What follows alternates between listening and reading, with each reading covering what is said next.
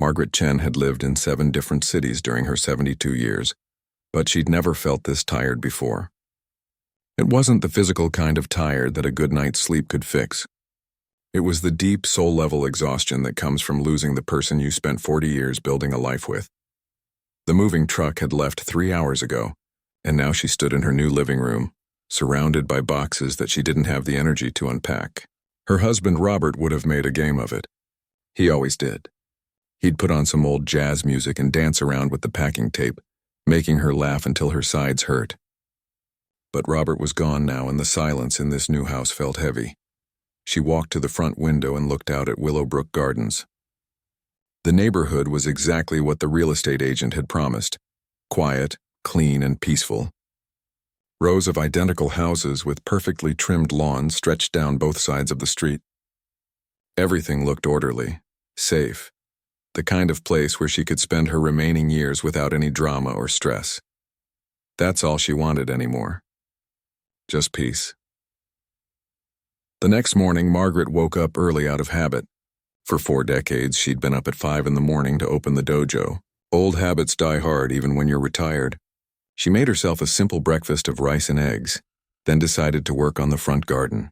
The previous owners had left it bare except for some struggling grass, and Margaret had always loved plants. She drove to the local nursery and carefully selected rose bushes, deep red ones that reminded her of the roses Robert used to bring her every Friday. By noon, she had them planted along the front walkway. They looked beautiful.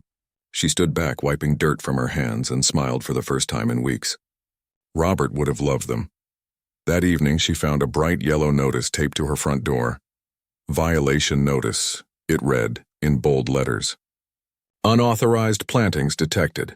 All landscaping must be approved by the HOA board and selected from the approved plant list. You have 48 hours to remove the offending plants or face a $50 fine. Margaret read it twice, confused. She'd never lived in a place with a homeowners association before. She didn't even know what that meant exactly. She looked back at her roses, their petals just beginning to open in the afternoon sun. They looked so pretty there. How could flowers be a violation of anything? The next day, a man knocked on her door. He was in his mid-40s, wearing a polo shirt with Willowbrook HOA president embroidered on it. His smile didn't reach his eyes. "Mrs. Chen, is it?" he said, looking down at a clipboard. "I'm Derek Hastings, president of the Homeowners Association. I see you received our notice about the roses." "Yes, I did," Margaret said softly. "I'm sorry, I didn't know I needed permission. I can get approval now if—" No, Derek interrupted, shaking his head like she'd suggested something ridiculous. "You can't just get approval after the fact. That's not how rules work. The roses need to be removed. We have standards here at Willowbrook Gardens." Margaret felt her cheeks flush with embarrassment. She'd always been a rule follower. Back when she was teaching, she'd been strict about dojo rules: proper uniform, proper respect, proper technique. She understood the importance of structure. But this felt different. This felt mean. "I understand," she said quietly. "I'll remove them today."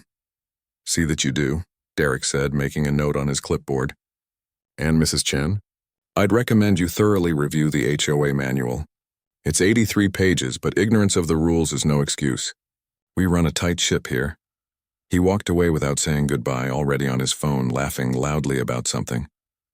Margaret spent the afternoon digging up her roses. Her back ached by the time she finished, and she had to sit down several times to rest. She wasn't as young as she used to be. Getting down on her knees was harder now.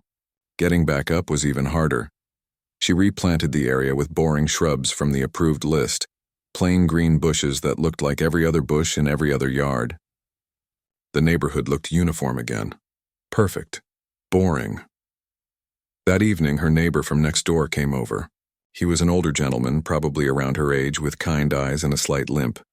"Hey there," he said, leaning on her fence. "I'm James Rodriguez.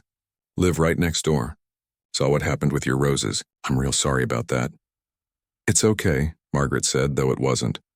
"I should have checked the rules first." James shook his head. "Derek Hastings is something else. Been making life miserable around here for years. Most folks are too scared to push back because he'll just find more ways to fine you. Made the Henderson family so stressed they ended up selling their house last year, just to get away from him."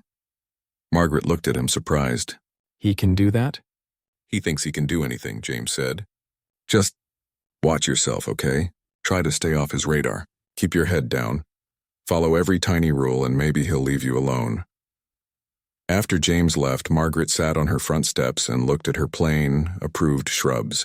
She thought about Robert and how he always told her to pick her battles. Not every fight is worth fighting, he used to say. She'd come here for peace. She'd come here to spend her remaining years in quiet solitude, tending a garden and maybe volunteering at the library. She was too old and too tired for conflict. What Margaret didn't say out loud, what she barely even let herself think, was that she'd spent 40 years teaching people how to fight. Not the angry, violent kind of fighting, but the disciplined, controlled kind. The kind where you learned when to strike and when to wait. The kind where patience was just as important as power. Her black belt was packed away in a box somewhere, folded carefully in tissue paper. She hadn't worn it in months. Hadn't needed to. As she went inside and locked the door behind her, Margaret made a decision. She would follow every rule, keep her head down, and stay invisible. She was done fighting. She was done with conflict. She just wanted peace. But sometimes peace doesn't come to those who simply wish for it. Sometimes you have to stand up and create it yourself. For 3 weeks, Margaret thought maybe she'd gotten lucky. Maybe Derek Hastings had moved on to bothering someone else. She followed every rule she could find in that 83-page manual. She kept her grass exactly 2.5 inches tall. She brought her trash cans in within 30 minutes of pickup. She even made sure her car was parked perfectly straight in her driveway. Then the letters started coming. The first one arrived on a Tuesday morning. Another violation notice. This time her trash cans had been visible from the street for approximately 5 minutes past the allowed window. The fine was $50. Margaret stood at her mailbox, reading the notice 3 times. 5 minutes. She'd been 5 minutes late bringing in her trash cans because she'd been on the phone with her daughter in California. How had anyone even noticed? She paid the fine without arguing. The second notice came a week later. Her mailbox was painted the wrong color. According to the notice, it was desert tan when it should have been Sahara beige.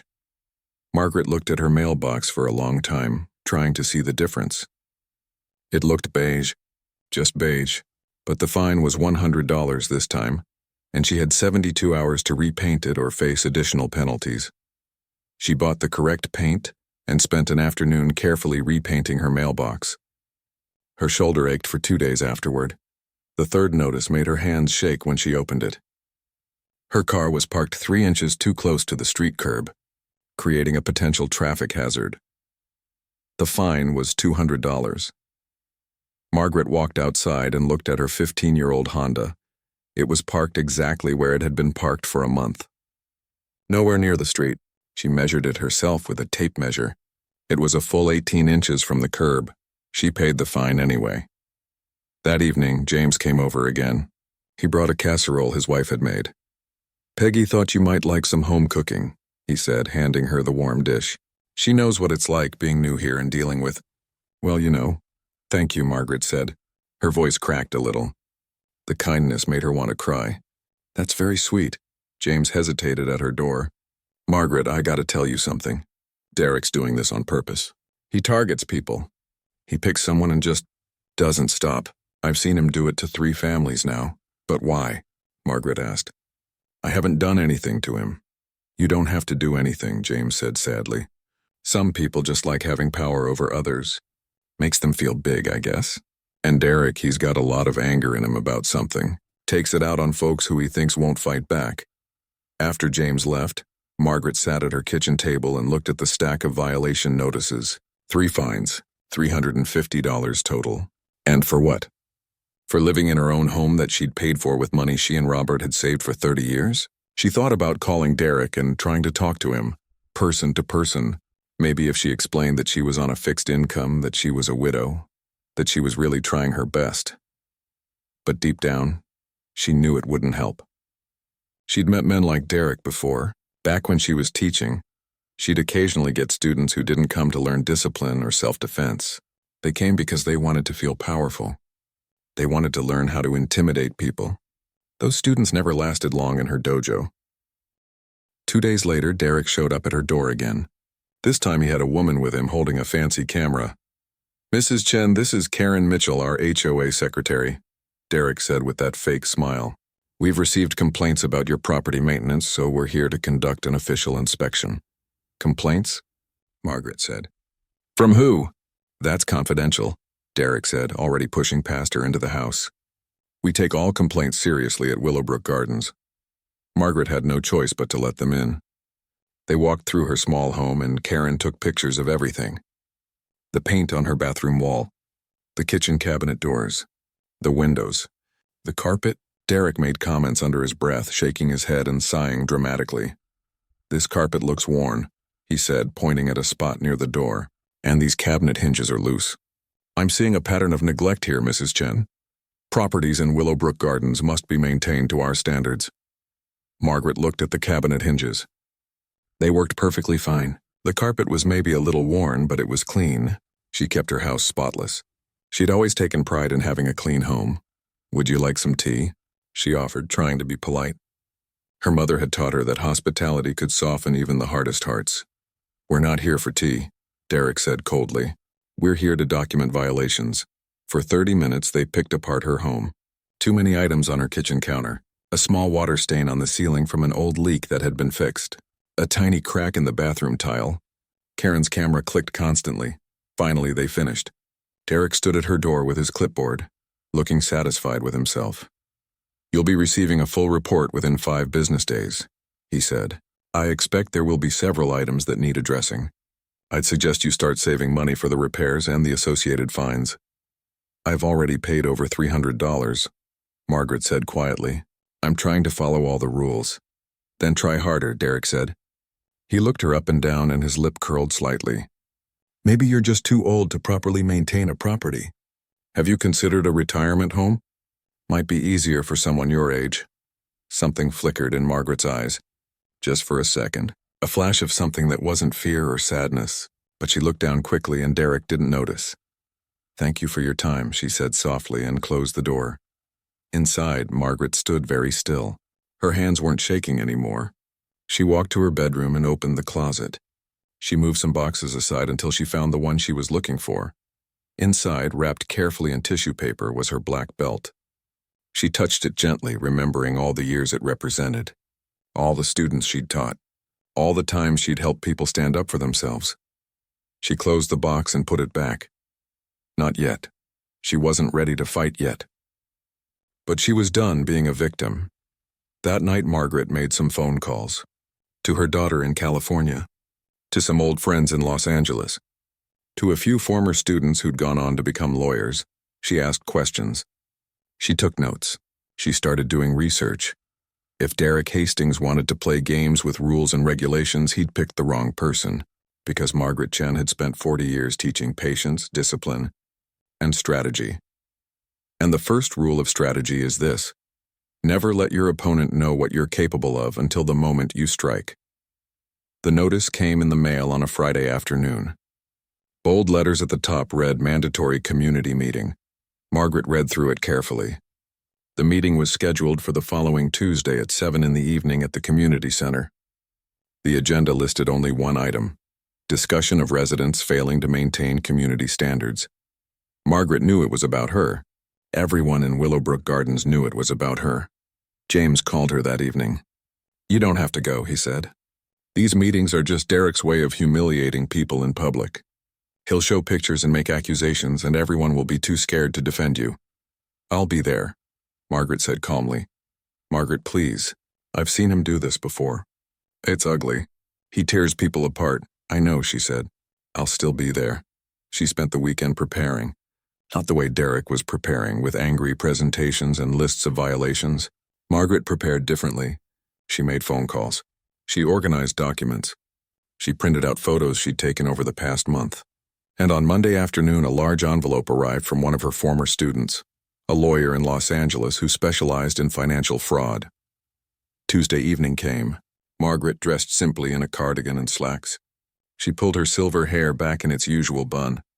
She looked exactly like what she was, a 72-year-old grandmother.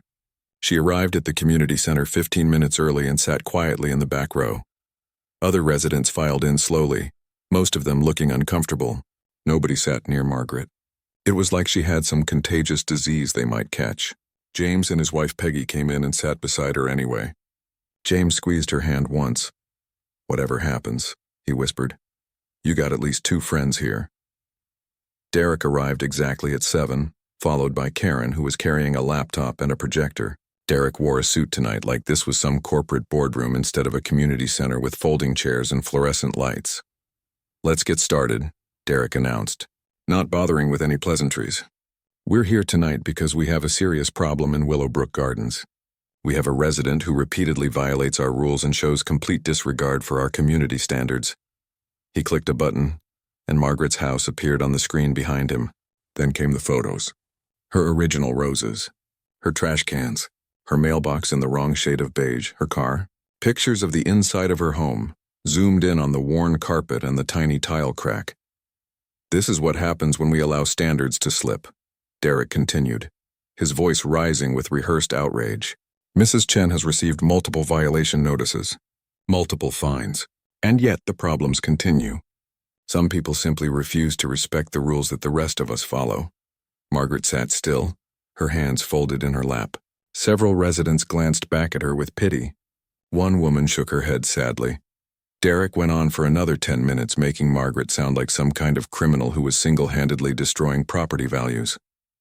When he finally finished, he crossed his arms and looked directly at her. "Does the accused have anything to say for herself?" The room went silent. Margaret stood up slowly. Her knees ached a bit, like they always did in the evening. She walked to the front of the room and something strange happened. Her posture changed. Her shoulders went back. Her steps became steady and purposeful. The tired old woman who'd shuffled to the front seemed to grow taller with each step. "Yes," she said, and her voice was clear and strong. "I do have something to say." Derek smirked. "This should be good." Margaret reached into her bag and pulled out a folder. "You're right that I've received multiple violation notices, 5 to be exact, totaling $650 in fines. I've paid every single one, even though several of them were for violations that don't actually exist." She clicked the projector to the next slide, her own photos. "My car was cited for being too close to the street. Here's a photo showing it was 18 inches from the curb, well within regulations. My trash cans were cited for being out 5 minutes too long. The pickup schedule that week was delayed by 30 minutes due to a mechanical issue with the truck." The driver confirmed this in writing. Derek's smirk faded slightly. Margaret continued, her voice never rising, never angry, just calm and factual. "But what's more interesting is this. Mr. Hastings, your own property has 3 current violations that you've never addressed. Your shed exceeds the allowed square footage by 14 inches. Your lawn was 4 inches tall last week, well over the limit, and you've had a basketball hoop in your driveway for 6 months, which violates the recreational equipment policy." She showed photos of each violation. The room stirred with murmurs. "And Karen," Margaret turned to face the secretary, "your son's commercial work truck has been parked on the street every night for 7 months. That violates Section 12, Paragraph 3 of the HOA rules." Karen's face went white. "But the real issue," Margaret said, "isn't selective rule enforcement. It's this." She pulled out a thick stack of papers from her folder. "I had a friend who's a forensic accountant review the HOA financial records. They're public record, available to any homeowner who requests them. Over the past 3 years, approximately $14,000 in collected fines has disappeared from the HOA accounts. The money was deposited, but it never made it to the community fund. It went somewhere else." The room exploded with noise. People started talking all at once. Derek's face turned bright red. "That's ridiculous," he sputtered. "You can't just throw around accusations like that." "I have bank statements," Margaret said calmly. "Transaction records. Deposit slips. Everything is documented here. My friend is a professional, and she's willing to testify to her findings if needed." Derek stood up quickly, his chair scraping loudly on the floor. "You don't know what you're talking about, old lady. You're confused. He took a step toward her, his finger pointed at her face. His jaw was clenched. The room went quiet, everyone watching as Derek moved closer to Margaret, his hand raising as if he might grab her arm. And then it happened. In one smooth motion, so fast that most people didn't even see it clearly, Margaret caught Derek's wrist. She twisted slightly, using his own forward momentum against him. Suddenly, Derek was off balance, dropping to one knee. His arm controlled in a joint lock that looked effortless but left him completely unable to move without hurting himself. The entire room gasped. Margaret held him there for just 2 seconds, then released him gently. Derek stumbled backward, his eyes wide with shock. "I spent 40 years teaching Shotokan karate in Los Angeles," Margaret said quietly. "I'm a 6th-degree black belt. I came to Willowbrook Gardens hoping to retire in peace. I've tried very hard to avoid conflict, but I also spent 40 years teaching people that bullies only stop when someone stands up to them." She looked around the room at all the stunned faces. "I'm not your enemy. I've followed your rules. I've paid my fines. I just want to live in my home without harassment. But if this community wants to investigate where your money has actually been going, I have all the documentation right here." She placed the folder on the table and walked back to her seat.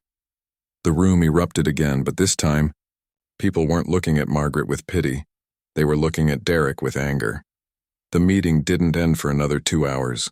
Once Margaret sat down, it was like a dam had broken. Person after person stood up and started sharing their own stories about Derek. Mr. Chen from Maple Street talked about how Derek had threatened him with daily fines when he wanted to install a ramp for his disabled wife. He called it an unapproved structure. "My wife can't walk, and he wanted to fine me for helping her get in and out of our own house." The Patel family shared how they'd been cited repeatedly for strong cooking odors coming from their kitchen. Mrs. Patel's voice shook as she spoke. "He told us if we wanted to live in America, we should cook American food." Those were his exact words. Young couple after young couple stood up. Elderly neighbors stood up. People Margaret had never even met stood up and shared stories of harassment, threats, and unfair treatment. All of them had been too scared to speak before, but watching a 72-year-old woman stand up to Derek had given them courage. Derek tried to defend himself at first, but his voice got smaller and smaller as more people spoke. Karen sat frozen in her chair, not saying a word. By the end of the night, the HOA board voted unanimously to suspend both of them, pending a full investigation. The next morning, Margaret woke up to find her doorbell ringing constantly. Neighbors she'd never spoken to were stopping by with flowers, baked goods, and thank you notes. James and Peggy brought over breakfast. "You did it," James said, his eyes actually wet with tears. "You actually did it. Do you know how long people have been suffering under that man?" "I just told the truth," Margaret said simply. "No," Peggy said firmly. "You did more than that. You showed everyone that it's possible to fight back. That's huge." By afternoon, a local news reporter had somehow heard about the story and showed up at Margaret's door. She tried to decline the interview, but the reporter was persistent. "Ma'am, this is an important story. HOA abuse is a real problem, and you stood up to it. Plus, I heard you're some kind of karate master. That's amazing. People need to hear this." Margaret finally agreed to a short interview, mostly because she thought it might help other people dealing with similar situations. She kept it simple, explaining that she just wanted to retire in peace and that she believed in following rules, but not when those rules were used to hurt people. The story aired that evening on the local news. Elderly widow stands up to HOA bully with 40 years of martial arts training. By the next morning, it had been picked up by several larger news outlets. Margaret's phone wouldn't stop ringing. Her daughter called from California, laughing and crying at the same time. "Mom, you're viral. There's a video of you from the meeting on social media with like 2 million views." "What's viral mean?" Margaret asked, genuinely confused. "It means everyone's talking about you. They're calling you a hero." "I'm not a hero," Margaret said. "I'm just a woman who wanted to plant some roses." But the attention kept coming. Old students from her dojo days started reaching out. Some of them she hadn't heard from in 20 years. They all said the same thing. They weren't surprised. Sensei Chen had always taught them to stand up for what was right. Meanwhile, the HOA investigation moved quickly. The board hired an independent auditor, and within a week they confirmed what Margaret's friend had found. Derek had been taking money from the HOA fines and depositing it into his personal account. Not all of it, and not all at once, but small amounts over 3 years. It added up to just over $14,000. The board immediately removed Derek as president and banned him from any future HOA positions. They also discovered that Karen had known about some of the financial irregularities, but had looked the other way. She resigned before they could vote to remove her. Derek tried to claim that Margaret had attacked him at the meeting. He even threatened to press charges. But someone had recorded the whole thing on their phone, and the video clearly showed him approaching her aggressively first. The video also showed how controlled and gentle Margaret's defensive technique had been. She'd stopped him without hurting him at all. The police reviewed the footage and told Derek that if anyone had a case, it would be Margaret against him. He dropped the complaint immediately. Within a month, both Derek and Karen had put their houses up for sale. Margaret saw Derek once more, loading boxes into a moving truck. He wouldn't look at her. His wife, who Margaret had never met, gave her a small nod as they drove away. Margaret wondered if she was relieved. The neighborhood changed almost overnight. James was elected as the new HOA president, and the board immediately reformed the rules. They kept the important ones about property maintenance and safety, but removed all the petty, controlling ones that had been used to harass people. The approved plant list was thrown out completely. Within weeks, Willowbrook Gardens exploded with color. People planted roses, wildflowers, vegetable gardens, and native plants. The neighborhood actually looked like different people lived there now, not just copies of the same person. But the biggest change was in the people themselves. They talked to each other now. They helped each other. The fear that had hung over the community like a dark cloud was gone. One Saturday morning, a young mother from down the street knocked on Margaret's door. She had her 8-year-old daughter with her. "Mrs. Chen, I hope this isn't too forward, but would you consider teaching a self-defense class? After seeing what you did and hearing about your background, I want my daughter to grow up feeling strong like that. A lot of us do." Margaret looked at the little girl who was staring up at her with wide, hopeful eyes. "I'm retired," Margaret started to say, but then she stopped. She thought about Robert and how he'd always told her that retirement didn't mean stopping. It just meant choosing what mattered. "How about this?" Margaret said. "Let me think about it. If I do it, it won't be about fighting. It'll be about confidence and discipline and knowing your own strength." "That's exactly what we want," the mother said. After they left, Margaret walked to her closet and took out the box with her black belt. She held it for a long time, remembering all the students she'd taught over the years. All the shy kids who'd become confident, all the scared adults who'd learned they were stronger than they thought. Maybe retirement didn't mean putting this part of herself away forever. Maybe it just meant finding a new way to use it. She carefully folded the belt and put it back in the box. But this time she didn't bury it under other boxes in the closet. She left it right on top, where she could reach it easily. 3 months had passed since that community meeting, and Willowbrook Gardens looked nothing like it had when Margaret first moved in. Walking through the neighborhood now felt different. People were outside. Kids were playing. Neighbors actually stopped to talk to each other instead of hurrying inside their identical houses. Margaret's own front garden had changed too. She'd replanted her red roses, and this time nobody complained. They bloomed beautifully, just like she'd imagined they would. Sometimes she'd sit on her front steps in the evening and just look at them, thinking about Robert. He would have loved seeing them finally thriving. But the biggest change was happening every Saturday morning at the community center. Margaret had agreed to teach that self-defense class, but she'd set strict conditions. It wasn't going to be about learning how to hurt people. It was going to be about confidence, discipline, and understanding your own strength, just like she'd always taught. The first class had 8 people. By the second month, she had 20 regular students. They ranged from 8-year-old children to people in their 70s. Some came because they wanted to feel safer. Some came because they'd been bullied and wanted to feel strong. Some came just because they'd heard about the woman who'd stood up to Derek Hastings and they wanted to learn from her. Margaret kept the classes simple. Lots of basic stances, breathing exercises, simple blocks and defensive moves. But mostly she talked. She told them stories about students she'd taught over the years.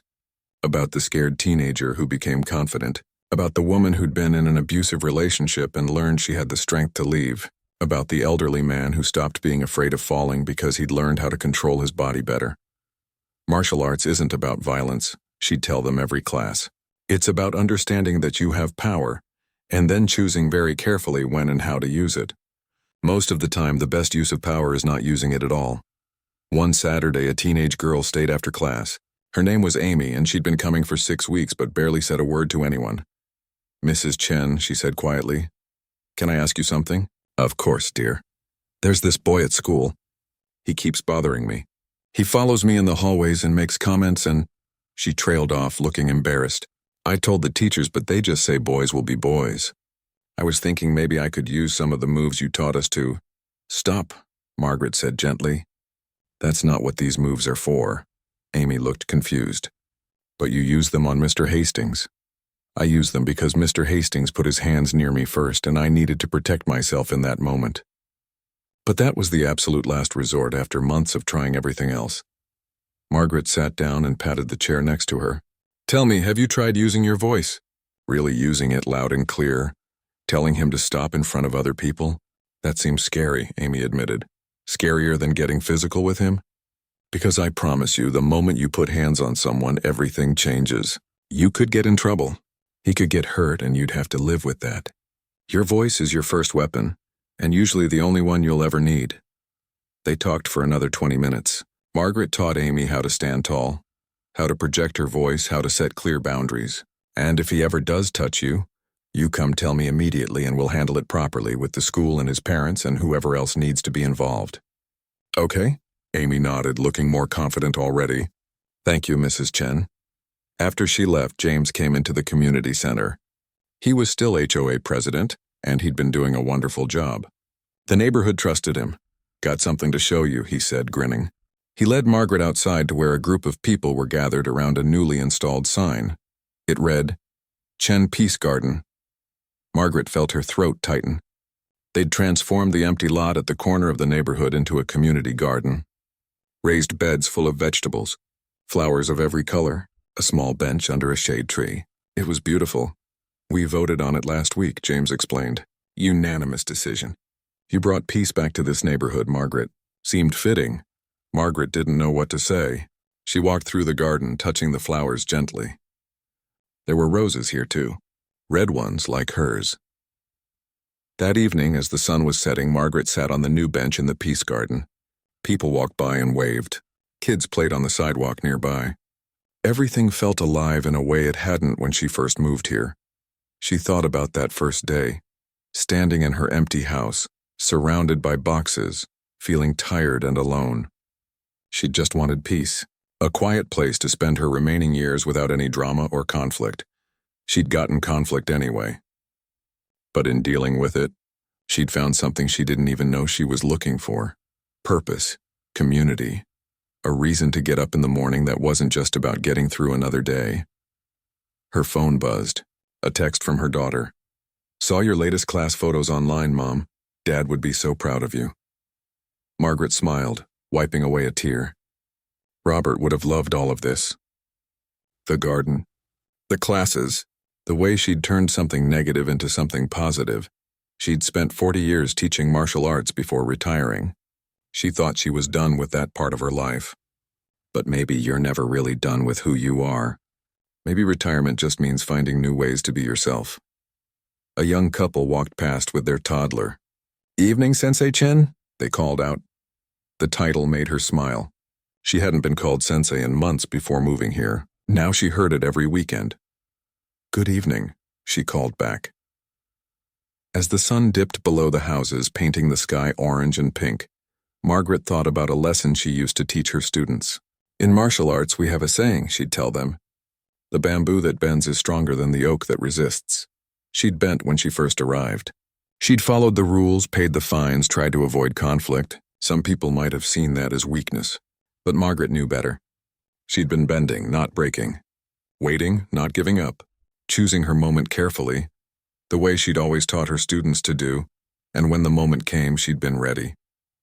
She stood up from the bench, her knees only aching a little today. The classes were helping with that, too. At 72, she was probably in better shape now than she'd been in years. As she walked home past her blooming roses, Margaret made a mental note to call that young mother back, the one who'd asked about starting a children's class. Maybe it was time to expand the program. After all, there was a whole new generation that needed to learn that being strong wasn't about being aggressive. It was about knowing your worth, setting boundaries, and standing up for what's right. And sometimes, when you came looking for peace, you had to create it yourself. But once you did, once you fought for it and built it and protected it, that peace was worth everything. Margaret unlocked her front door and went inside. Tomorrow was Sunday. She'd work in her garden, maybe call her daughter, and rest up for next week's classes. Life was good. Finally, after all this time, life was exactly what she'd been looking for. Peaceful, purposeful, and full of beautiful blooming roses.